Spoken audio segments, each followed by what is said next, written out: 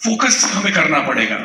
पता है, एक मूर्तिकार था और वो किसी जंगल से गुजर रहा था और उसने देखा कि बड़ा बड़ा पत्थर है, तो उसमें से सोचा कि इसमें से मूर्त बन सकती है। उसके पास एक ताकत थी कि वो पत्थरों के साथ बात कर सकता था और वो पत्थर के पास गया कि हे पत्थर पत्थर, क्या मैं तेरे अंदर एक खूबसूरत मूर्ति बना सकता हूं? पत्थर ने बोला, मुझे क्या मिलेगा? बोला, मैं तुझे भगवान की मूर्त बनाऊंगा, लोग तुझे पूजेंगे, तेरे लिए मंदिर बनाएंगे, तुझे फूल मिठाई हार सब कुछ देंगे। पत्थर ने बोला, फिर मुझे लगेगा? बोला, थोड़ा बहुत पेन होगा तुझे, क्योंकि तेरे ऊपर चीनी हथौड़े पड़ने वाले हैं। बोले, कोई बात नहीं, वो चीजें मिलेगी ना? बोले, हाँ मिलेगी। अब देखो, यहां आप मीटिंग के साथ इस चीज को रिलेट करना, इस चीज को साथ रिलेट करना। हम मोटिवेट हो जाते हैं, हम तैयार हैं, हम लड़ने के लिए तैयार हैं, हम पसीने के लिए तैयार हैं, हम धूप पे जाने के लिए तैयार हैं, हम कुछ भी कर लेंगे, कोई प्रॉब्लम नहीं। अब प्रॉब्लम क्या है? जब 2-4 छीनी हथौड़े पड़ते हैं ना, पत्थर के ऊपर जैसे कार्यक्रम स्टार्ट किया मूर्तिकार ने, और जैसे ही आंख अभी तो बन रही थी, बोले, यार बहुत लगता है, बहुत लगता है। पत्थर बहाने बनाने लगा। क्या मंदिर के अंदर सनलाइट आता है? सनलाइट? बोले, नहीं आता। बोले, यहां डायरेक्ट सनलाइट है ना, मुझे यही रहने दे, छोड़। एक्चुअली बहाने दूसरे थे, लेकिन उसको लग रहा था, उसको बनना तो था, वो चाहिए था, लेकिन उसकी कीमत चुकाने के लिए वो तैयार नहीं था। मूर्तिकार ने अपने हथियार वापस समेटे, फिर आगे बढ़ा और तुरंत ही दूसरा पत्थर बाजू में था। उस पत्थर ने मूर्तिकार को सामने से बुलाया, हे मूर्तिकार, क्या मेरे अंदर ऐसी मूर्त बन सकती है? बोले, हाँ बन सकती है, तू भी इनफ है। बोले, सेम मुझे वो चीजें मिलेगी जो तूने उसको बताई? बोले, हाँ तुझे भी मिलेगी। बोले, करना, कार्यक्रम चालू करना, मुझे ऐसा बनना है। और मूर्तिकार ने जैसे ही काम स्टार्ट किया, उसको पेन हुआ, आंखों में पेन, बॉडी में पेन, हाथ बनाते, उंगलियों में, हर जगह पे जब चीनी हथौड़े लगे ना, 3 महीने लग गए उसको कोसते कोसते मूर्तिकार को। वो सहन करता रहा, सहन करता रहा, सहन करता रहा, और आखिर में खूबसूरत मूर्ति तैयार हो गई। अब गांव का सरपंच वहां से जा रहा था, उसने देखा कि यार इतनी खूबसूरत मूर्ति है, चलो मंदिर की स्थापना रखते हैं। आजू बाजू के सारे गांव को बनाया गया, मंदिर बनाया गया, उसकी प्राण प्रतिष्ठा बोलते हैं हम लोग। उसको उठा के वहां पे लेके गए इज्जत के साथ। ये पत्थर देख रहा है, साला मैंने खा लिया था तो अच्छा बना, ये तो इसको इज्जत के साथ लेके गए। अब वहां गए तो फूल हार मिठाई, एक दिन फाइनल किया गया कि इस दिन मंदिर का ओपनिंग करेंगे। सारे लोग आ गए, सारे लोग फूल हार मिठाई सब कुछ पहने, एसी लगवाया गया मंदिर के अंदर। अब ये पत्थर की मूर्त का एकदम मजा है। अब ये सारे लोग जिस दिन ओपनिंग था उस दिन आए, मंदिर का जब स्थापना दिन था तब आए, आप प्राण प्रतिष्ठा दिन था। अब क्या हुआ? अब सारे लोग जैसे फूल हार मिठाई पहने लाते हैं, नारियल भी लेके आए। बोले, नारियल कहां फोड़ेंगे? तो सरपंच ने बोला, एक मजबूत पत्थर लेके आओ, उसको यहाँ साइड पे रख दो, नारियल फोड़ेंगे। अब लोग ढूंढने निकले, कौन सा पत्थर हाथ में आया। देखो, मोदी के नहीं किया ना तो सुबह से स्टार्ट होगा नारियल फोड़ने वाला। पहला आएगा दूध वाला,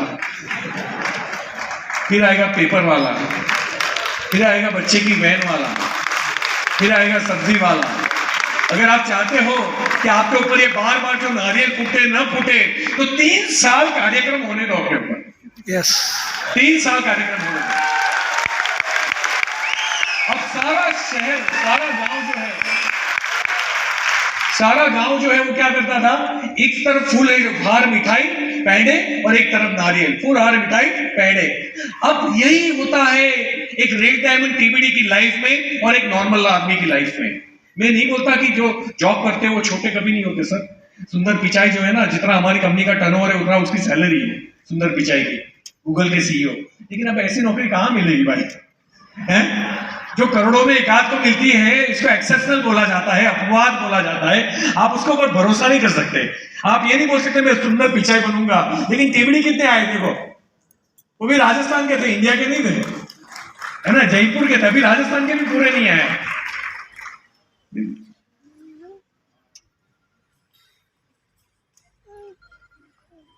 सर बोल रहे पैसा वसूल हो गया आपका, है ना। तो फोकस इंपॉर्टेंट है, राइट। फोकस यानी किसी चीज को हम जब स्टार्ट करते हैं तो एक तरफ उसकी तरफ फोकस रखना।